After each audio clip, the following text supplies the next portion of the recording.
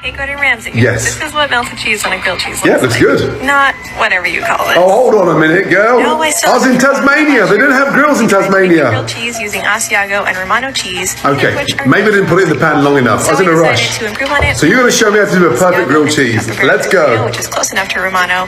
I grated them, and I also added some mozzarella for some better good, melting cheese. nice.